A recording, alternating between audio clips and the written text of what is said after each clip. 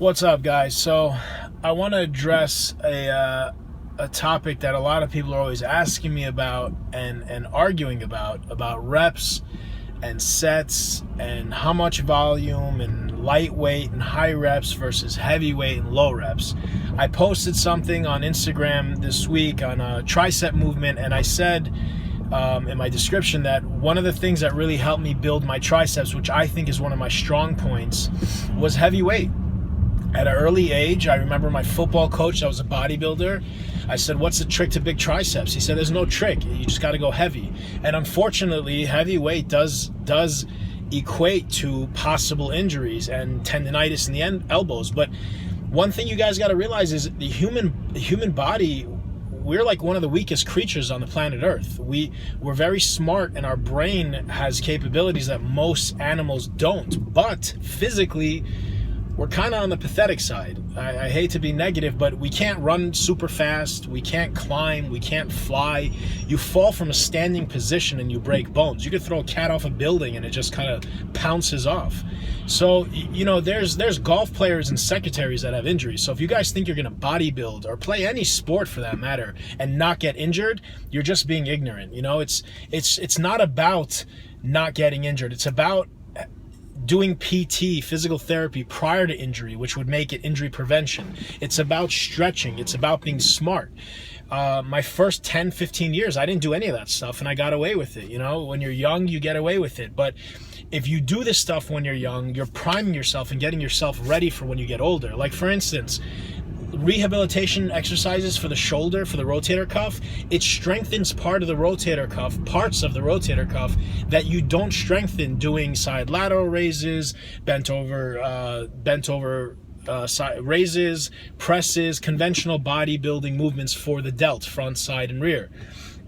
So by strengthening your rotator cuff, doing these rehabilitation exercises, you're going to be less likely to get injured. And not only that, but you're going to have more power in your presses. You're going to have more power in your shoulder as a whole. So that's a big point that a lot of people kind of, you know, fail to recognize.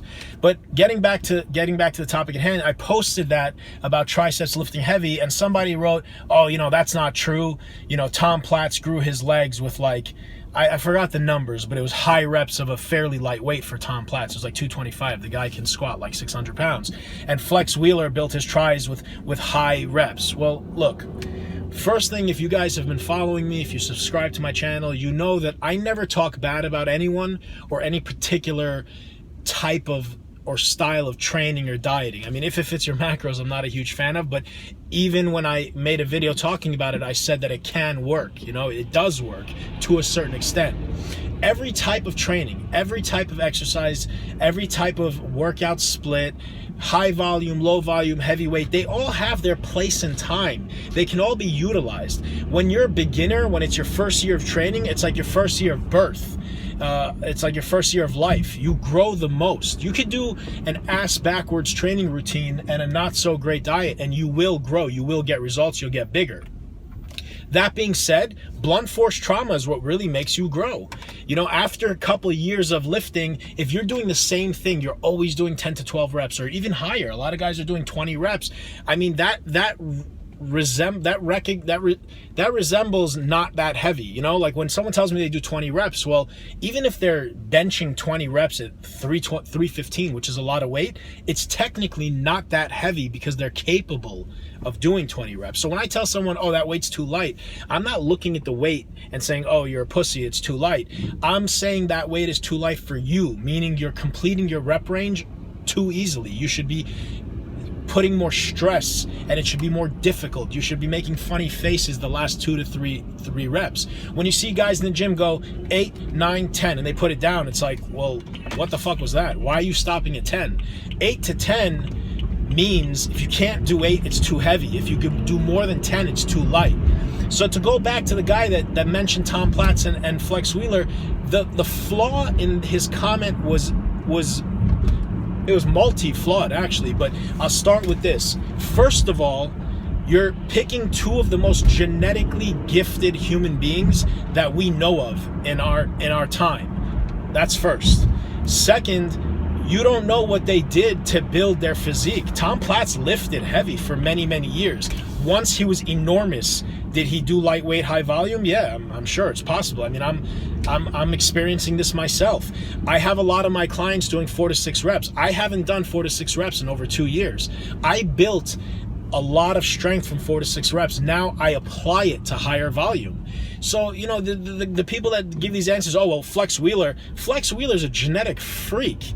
And, you know, a lot of you guys are natural. When you're on anabolics, it's a different story. You know, you react differently. Me, my experience, being natural for 21 years, turning pro naturally, I did everything. I did drop sets, supersets. I was injured for a while, so I did like real slow time under tension, squeezing. Didn't make a difference, you know. And I'm talking about in my like late 20s, early 30s, when I already had a really good base. It didn't make a difference. I didn't progress. I didn't get bigger and harder and leaner.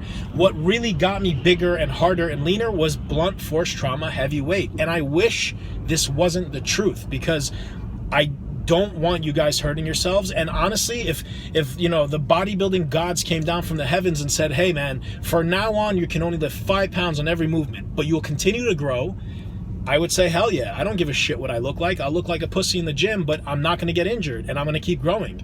But unfortunately, that's not the way it works. So when guys will argue about, oh, you know, you don't need to do this, you don't need to do, no, you need to do everything. It's good to do and try everything. And you can't train a certain way every single day for the rest of your life, you know. So now I'm a little bit older. I have some injuries. I have some aches and pains. So what am I doing? I still believe in heavy weight. Before the Olympia, I was lifting extremely heavy with a lot of volume.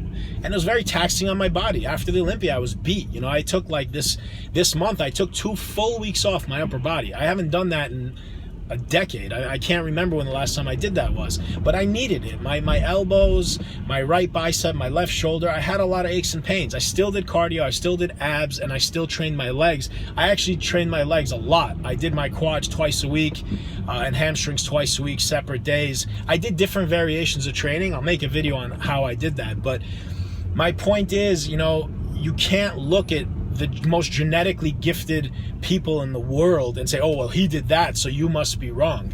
Well, first of all, no, you don't know what else he did. You know what I'm saying? You don't know what else he did prior to that.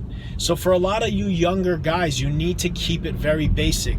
Do not do 6, 7 exercises. Don't work out one muscle for an hour and 45 minutes. Don't even be in the gym for that long, 2 hours, you know? I mean, when I'm in prep, I'm in the gym a really long time. I warm up, I train, I do a little bit more volume when I'm in prep just because it's mental, psychological, and then I end up doing cardio, and then I stretch, so I'm in the gym for a long time. But for the regular person that, you know, you're not a competitor, you have a job and a girlfriend to get to, or whatever the case may be, you don't need to be in the gym for 2 hours. Train hard, train intense, and get the hell out of there and eat. If anything, after the Olympia, I brought my volume down a lot, and I actually take rest days. You know, my early years, I took a lot of rest days, and religiously, I would take this day off, you know, or every 3 days I would take a day off. But in my prep, because all I did was eat, train, and sleep, and I was eating a lot and I was sleeping a lot, I felt like I could get away with it. I felt good enough to train. If I woke up one day and I was really run down, I would take a day off. But I didn't have religious days off like, you know, every Sunday or every Tuesday. I would just listen to my body. So this is just, you know, I hope you guys get kind of an idea for that when you're picking your volume. You know, I have my guys do all different type of volume. Certain times I'll have them bring the volume down to 4 to 6, and what everyone tells me is they get dramatically harder, dramatically stronger, dramatically fuller, and they even get leaner. How do you get leaner? When you're doing such less reps and sets and you have longer rest periods in between the sets so you can lift heavy, because heavy weight burns a shitload of calories. When I lift really, really heavy, I don't care if it's only 3 exercises, 3 sets, that night, that day, I'm beat. I'll go home and eat. After I eat the meal, I'm like literally, I can't even keep my head up. I'm passing out. It's more strenuous. Go walk on a treadmill for an hour or go do sprints for 10 minutes and you tell me which one gets you more tired. So think about that shit and stop arguing with me about reps and sets.